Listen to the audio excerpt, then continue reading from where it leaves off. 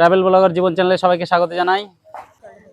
শ্রাবণ মাসের শেষ সোমবারে আজকে আমরা ভীমেশ্বরে জল ঢালতে যাচ্ছি। আমাদের বহরমপুরের খুব কাছাকাছি একটি জায়গা। আমাদের বাড়ি থেকে এই মোটর সাইকেলে করে চললাম। আমাদের বাড়ি থেকে প্রায় 3 কিলোমিটার দূরে ভীমেশ্বর শিব মন্দিরটি অবস্থিত। সেখানে আমরা মোটর সাইকেলে করে চললাম আমাদের দর্শনের পথে। তো এখানকার রাস্তা প্রচণ্ডই খারাপ। তো এইদিকে রাস্তাটা, এটা যে রাস্তাটা আমরা যাচ্ছি সেই রাস্তাটা হলো লালবাগ রোড, আজিমগঞ্জ, সোজা আজিমগঞ্জ বেরানো যায় এটা দিয়ে। এটা আমাদের নিয়ালেশপাড়া হল্ট। এখানে নিয়ালেশপাড়া এই কাছাকাছি প্রায় 100 মিটার দূরে নিয়ালেশপাড়া হল্ট স্টেশনটি অবস্থিত। এই যে রাস্তাটি যেতে চলে যাচ্ছে এটা হলো নিয়ালেশপাড়া হল্ট স্টেশনের রাস্তা।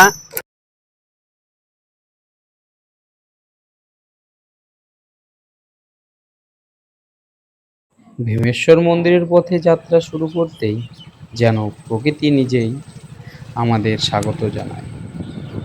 প্রশস্ত গ্রামের রাস্তা ধরে এগোতে এগোতে দুপাশে চোখে পড়ে সবুজ ভরা পাট ক্ষেত, ধান ক্ষেত, আর দূরে ইটভাটার চিমনি, যেখানে একদিকে প্রাকৃতির সবুজ, অন্যদিকে গ্রামের কর্মব্যস্ত জীবন ফুটে ওঠে। মৃদু বাতাসে দুলতে থাকা ফসলের ক্ষেত আর শান্ত পরিবেশ পথের ক্লান্তিকে মুহূর্তেই ভুলিয়ে দেয়। মনে হয় গন্তব্যে পৌঁছানোর আগেই এই পথটা যেন ভ্রমণের সবচেয়ে সুন্দর অংশ। আর যতই ভীমেশ্বর মন্দিরের দিকে এগোই ততই মন ভরে ওঠে এক অদ্ভুত শান্তি আর ভক্তির অনুভূতিতে।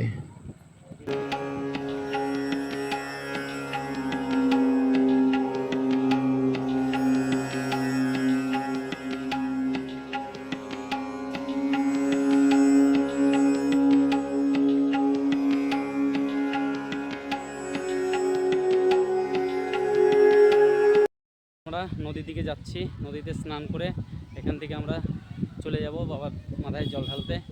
হেঁটে প্রায় 200 মিটারের মতো হাঁটতে হবে।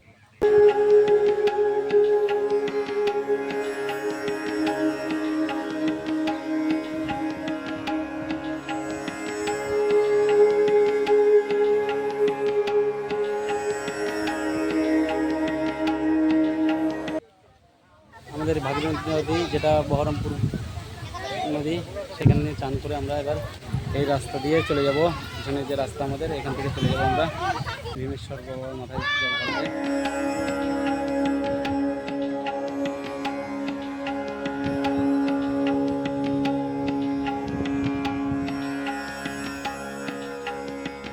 এবার আমাদের স্নান হয়ে গেল, জল ভরা হয়ে গেছে বন্ধুরা। এবার আমরা এখান থেকে রওনা দেব।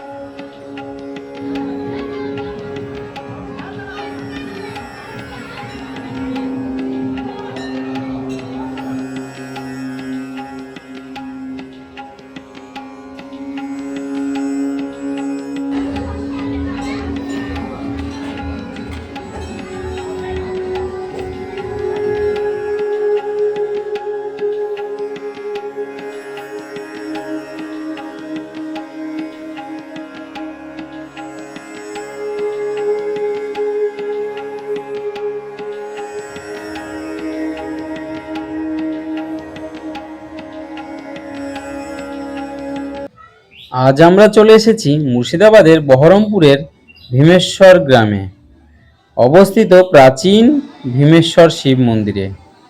ভাগীরথী নদীর তীরে অবস্থিত এই মন্দিরটি ঘিরে স্থানীয় মানুষের মধ্যে রয়েছে নানা লোকবিশ্বাস ও ধর্মীয় ঐতিহ্য।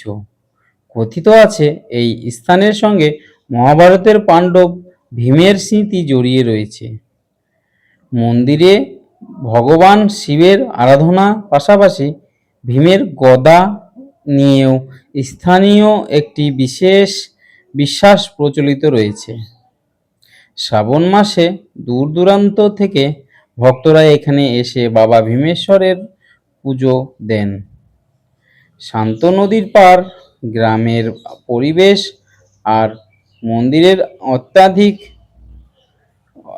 আবহ সব মিলিয়ে জায়গাটি সত্যিই সুন্দর।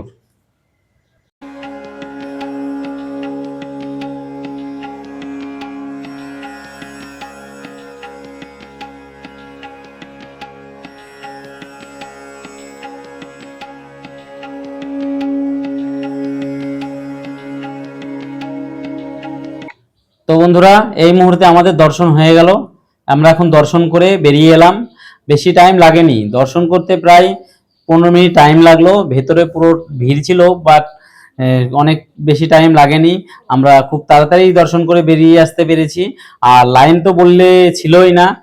আমরা 10টা থেকে 10:30টার মধ্যে এসেছিলাম, তার জন্য আমাদের বেশি টাইম লাগেনি।